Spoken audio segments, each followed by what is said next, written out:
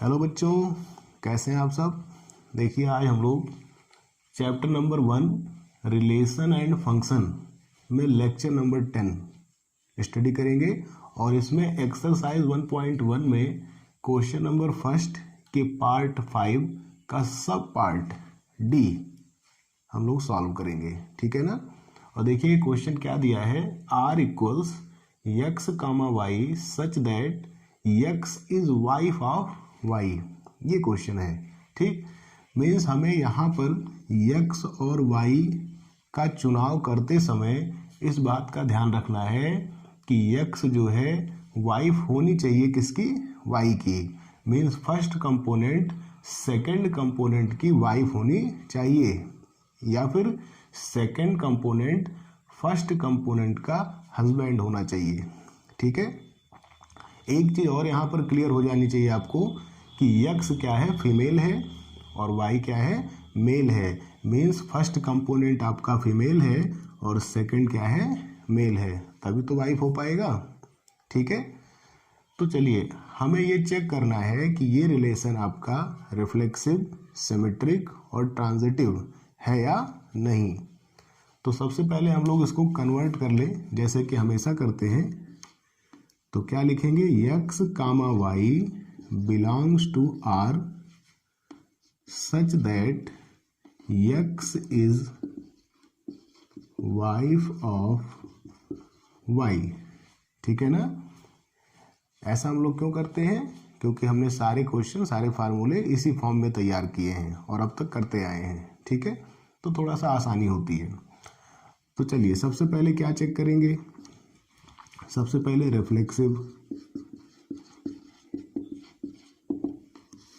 तो रिफ्लेक्सिव जो हम लोग चेक करते हैं, तो हमने आपको बताया था कि y के प्लेस पर भी क्या रखते हैं, x।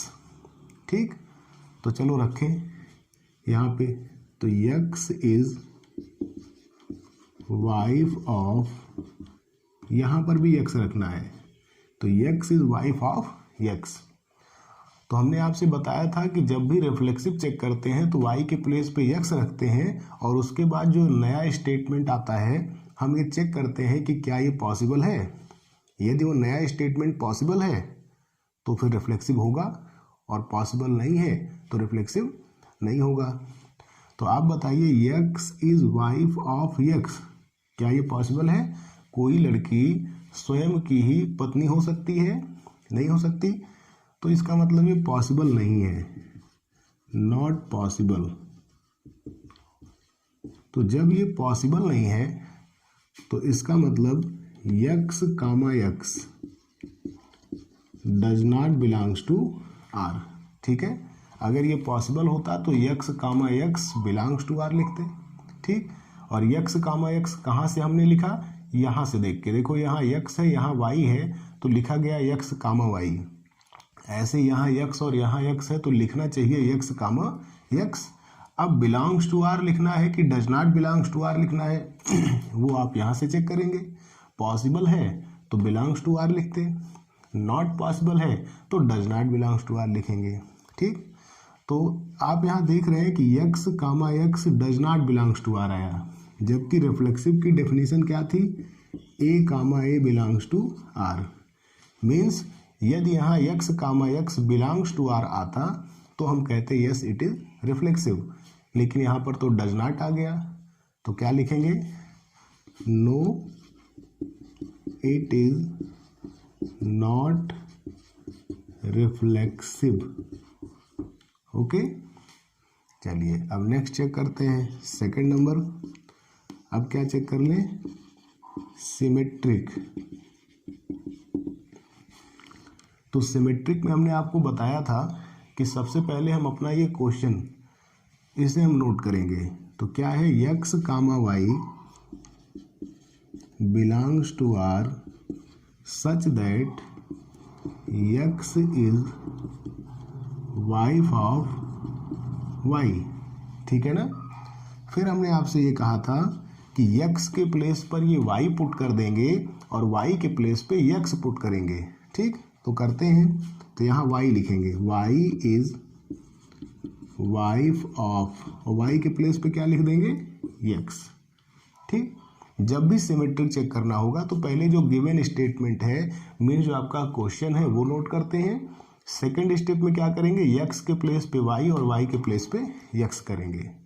और अब ये जो नया स्टेटमेंट आपको मिल रहा है हम लोग ये चेक करेंगे कि क्या ये पॉसिबल है। तो चलो देखते हैं। देखिए x is wife of y means x जो है y की वाइफ है। तो क्या y is wife of x possible है? भाई अभी तो ये इसका हस्बैंड था तो ये कैसे इसका वाइफ बन जाएगा, नहीं बन सकता, नॉट पॉसिबल। तो यहाँ लिखेंगे नॉट पॉसिबल। ठीक, तो क्योंकि ये भी आपका नॉट पॉसिबल आया तो इसका मतलब क्या हुआ, इसका मतलब ये हुआ कि y comma x does not belongs to r। अगर पॉसिबल होता तो y comma x belongs to r ऐसा लिखते, ठीक है ना। तो आप बताइए सिमेट्रिक होने की डेफिनेशन क्या है, a comma b belongs to r such that b comma a belongs to r, यही डेफिनेशन होती है ना। लेकिन यहाँ पर क्या ऐसा आया, ये देखो a comma b belongs to r तो आया है लेकिन b comma a does not आ गया। अगर ये भी बिलोंग करता तो सिमेट्रिक होता, लेकिन ये डज नॉट है इसलिए सिमेट्रिक नहीं है। तो क्या लिखेंगे, no it is not symmetric. ठीक, कंफर्म है यहाँ तक। चलो इसका स्क्रीनशॉट ले लो।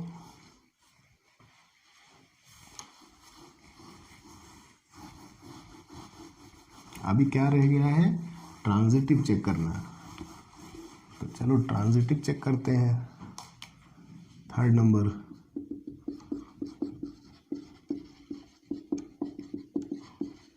ट्रांजिटिव। तो ट्रांजिटिव के लिए हमने कहा था सबसे पहले आपका जो गिवन स्टेटमेंट है वो नोट करते हैं और यहाँ लिखेंगे बिकॉज गिवन दैट, क्या गिवन है आपको, x comma y belongs to r such that x is wife of y। ठीक, और इसको हम लोग सपोज करेंगे इक्वेशन नंबर फर्स्ट।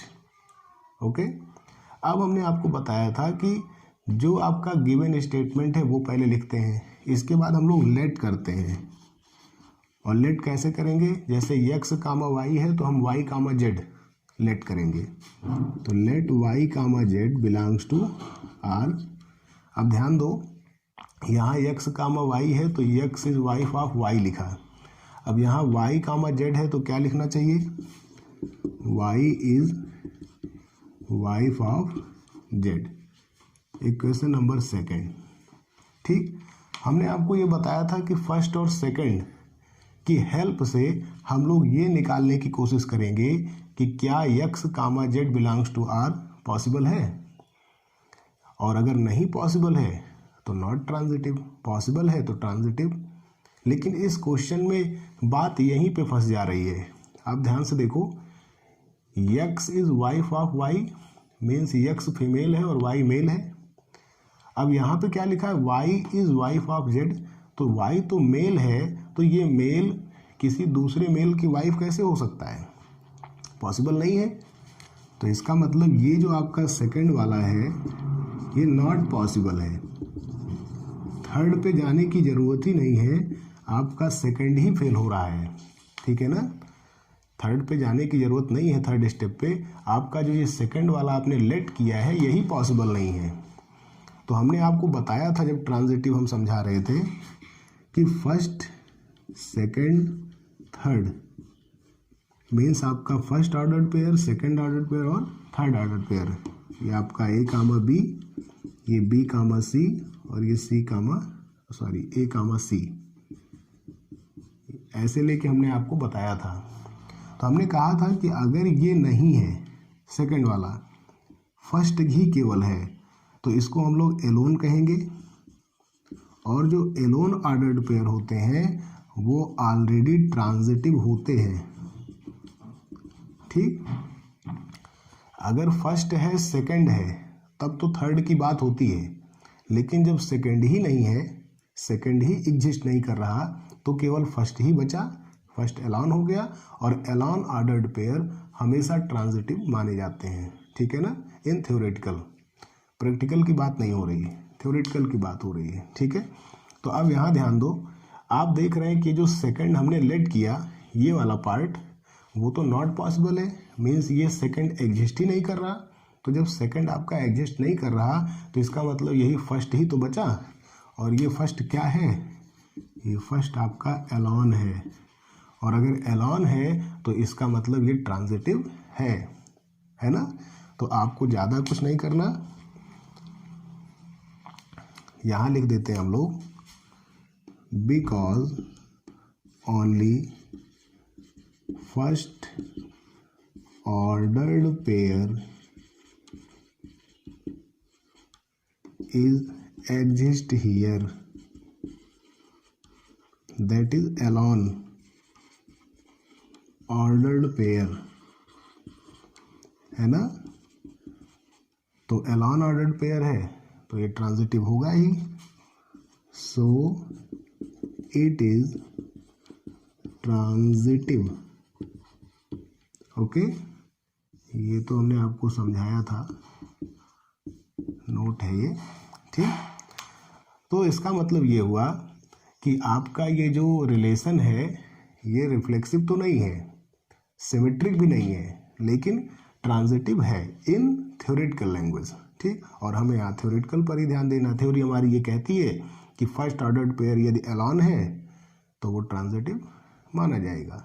और आप देख रहे हैं कि यहाँ सेकंड एग्जिस्ट कर ही नहीं रहा, भाई कोई मेल किसी दूसरे मेल का कैसे वाइफ हो सकता है, नॉट पॉसिबल। तो इसका मतलब ये आपका सेकंड पेयर जो है ये एग्जिस्ट नहीं कर रहा, तो only first ordered pair is exist here, it means it is Elon here, and Elon ordered pair is always transitive. Okay, ले लो स्क्रीनशॉट।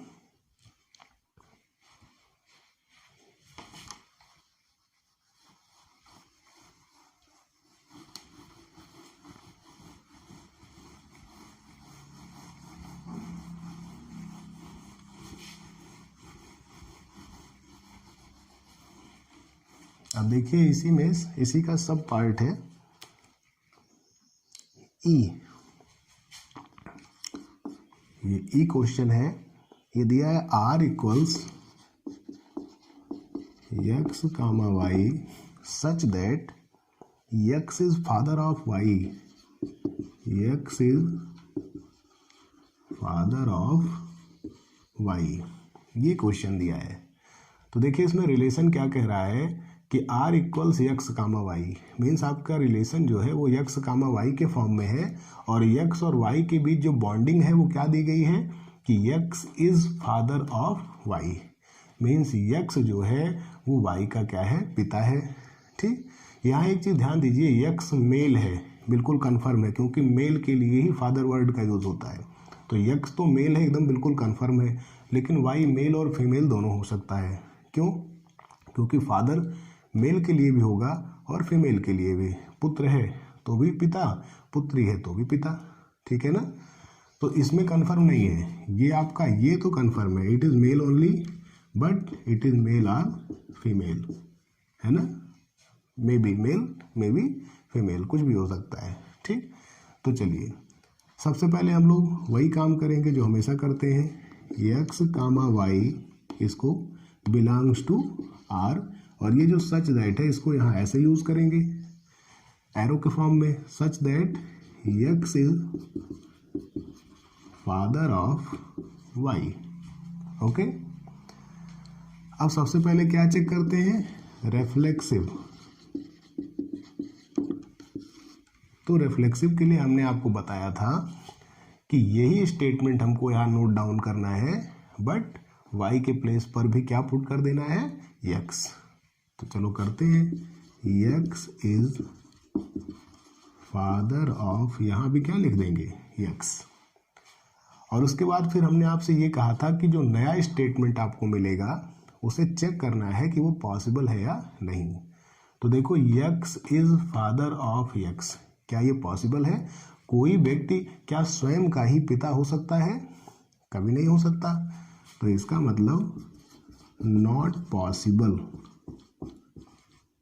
ओके, तो जब ये पॉसिबल नहीं है तो हम क्या लिखेंगे, x comma x does not belongs to r, और पॉसिबल होता तो बिलोंग्स टू r, और जब भी does not belongs to r मिलेगा means it is not reflexive, तो लिखेंगे इट इज नॉट रिफ्लेक्सिव।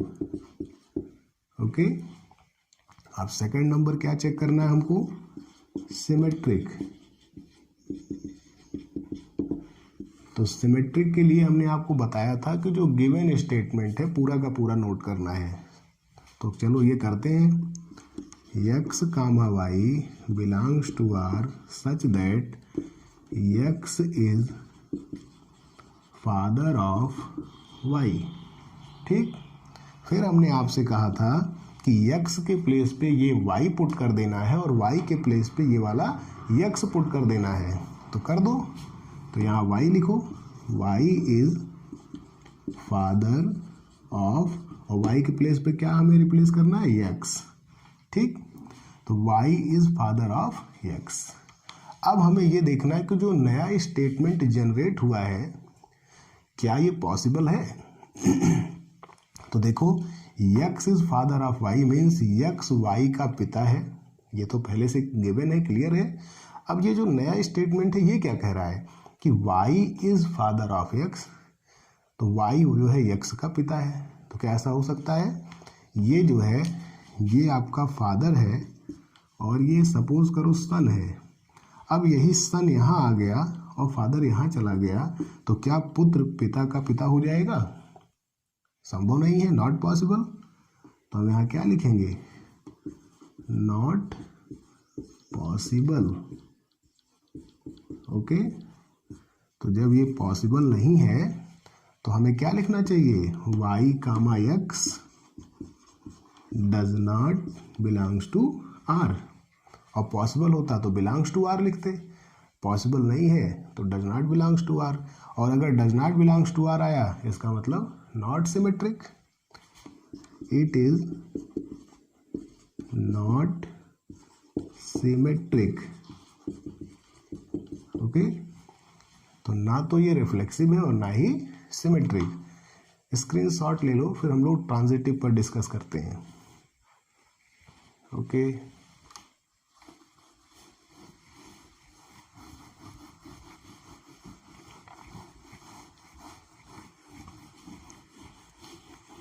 अब थर्ड बचा है ट्रांजिटिव, तो उसे भी चेक कर लेते हैं। ट्रांजिटिव में हमने आपसे ये कहा है कि गिवन स्टेटमेंट को नोट करेंगे फर्स्ट ऑफ ऑल, तो लिखेंगे because given that, what is you given that, तो x comma y belongs to r such that x is father of y, suppose it is equation number first. ठीक है, फिर हमने आपसे कहा था कि लेट करते हैं, और लेट कैसे करते हैं, एक्स वाई दिया है तो वाई जेड लेट करेंगे, ए बी दिया होता तो बी सी लेट करते। ओके, तो एक्स वाई है तो हम लोग क्या लेट करेंगे, Y Z belongs to R. अब देखो एक्स वाई है तो एक्स और वाई लिखा गया, वाई जेड है तो वाई और जेड लिखा जाएगा, तो Y is father of Z, equation number second. Okay, अब हमने कहा था कि दोनों की हेल्प से हम लोग ये देखेंगे कि क्या x comma Z belongs to r मिल पा रहा है। यदि x comma Z belongs to r मिल जाता है तो ये ट्रांजिटिव होगा, और x comma Z does not belongs to r तो ट्रांजिटिव नहीं होगा। तो देखते हैं, from equation first and second we have, देखो x is father of y means x जो है वो y का पिता है, and y is father of z, y z का पिता है। तो आप लोग इसको ऐसे समझो, ये आपका x हो गया, ये कौन हो गया, y हो गया, और ये z हो गया। ठीक है, ये 3 लोग हैं।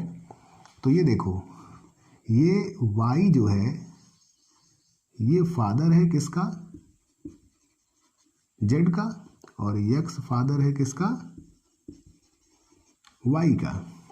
तो बताओ ये जो x है क्या ये z का फादर हो सकता है, z का फादर हो सकता है, नहीं ना, बल्कि क्या होगा, ग्रैंडफादर होगा। फादर ना हो के क्या होगा, ग्रैंडफादर होगा। ठीक, और हमें क्या चाहिए था, हमें तो फादर चाहिए था कि x is father of z, क्योंकि आपने पढ़ा है कि जो रिलेशन x y और y z के बीच होता है वही x और z के बीच होगा, तभी तो ट्रांजिटिव होगा। लेकिन क्या ऐसा मिल पा रहा है, नहीं मिल पा रहा। तो फिर क्या करेंगे,